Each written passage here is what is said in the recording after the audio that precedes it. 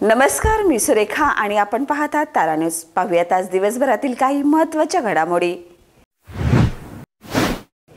कोल्हापुरात सुरू असलेल्या सततच्या पावसामुळे पंचगंगा नदीची पाणी पातळी सतत वाढत असून ती धोका पातळीच्या दिशेने वाटचाल करत आहे. महापालिकेने 4ही विभागीय कार्यालयातील निवारा केंद्र सज्ज ठेवली असून पूरग्रस्तांना सुरक्षित स्थळी हलवण्याचे काम सुरू आहे. कोल्हापूर म्हटलं की रस्त्यापेक्षा खड्ड्यांची जास्त चर्चा होते. तब्बल 52 वर्षापासून रस्त्यांचा प्रश्न सुटत नसल्याची टीका अखिल भारतीय हिंदू महासभेकडून करण्यात आली आहे.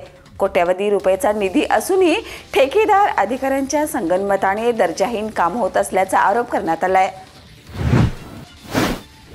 मुसळधार पावसामुळे कृष्णा आणि पंचगंगा नदीच्या पाणी पातळीत वाढ होऊन औरवाड, कुरुंदवाड आणि शिगलगार वसाहतीत पूर परिस्थिती निर्माण झाली आहे. आमदार राजेंद्र पाटील येड्रावकर यांनी या भागाची पाहणी करून प्रशासनाला तातडीच्या सूचना दिल्यात आणि नागरिकांना सतर्क राहण्याचं आवाहन केलंय.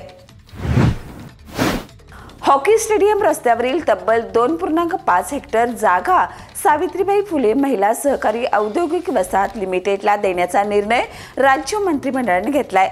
आमदार अशोकराव माने यांच्या पुढाकाराने हा निर्णय घेण्यात आला असून महिला उद्योजक घडवण्याच्या दृष्टीने हे महत्त्वपूर्ण पाऊल ठरणार आहे. मिरज येथे यंदा 23 ऑगस्टला जनसुराज्य महायुती दहीहंडी उत्सव दणक्यात पार पडला. शासकीय मेडिकल कॉलेज समोरील मैदानावर होणारा हा सोहळा ऑपरेशन सिंदूरच्या शौर्यगाथेला समर्पित केला जाणार आहे. जिल्हाधिकारी अमोल येडगे यांनी सोमवारी रात्री कोल्हापूर शहर, आंबेवाडी आणि चिखली भागात पूरस्थितीची पाहणी केली. त्यांनी प्रत्यक्ष नागरिकांशी संवाद साधत सुरक्षित ठिकाणी स्थलांतर करण्याचं आवाहन केलंय.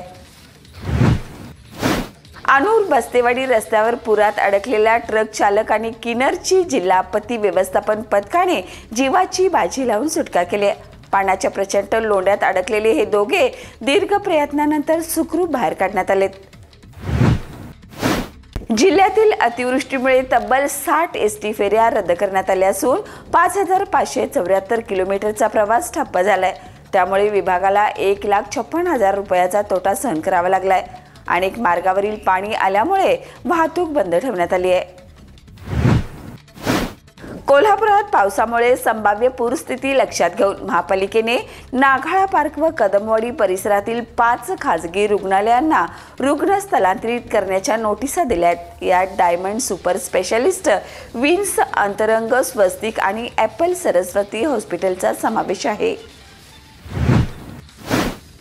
तर या होत्या आज दिवसभरातील काही महत्त्वाच्या घडामोडी. उद्या पुन्हा भेटूया नवीन बातमीपत्रासह. तोपर्यंत पाहत राहा तारा न्यूज.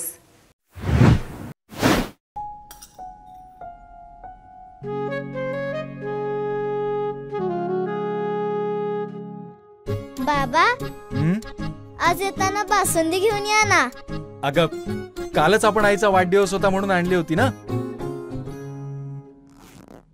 ऐकलं, गोकुळची बासुंदी पुन्हा खावीशी वाटतेय. खरं सांगू, मलाही खावीशी वाटतेय. पुन्हा पुन्हा खावीशी वाटणारी गोकुळ बासुंदी.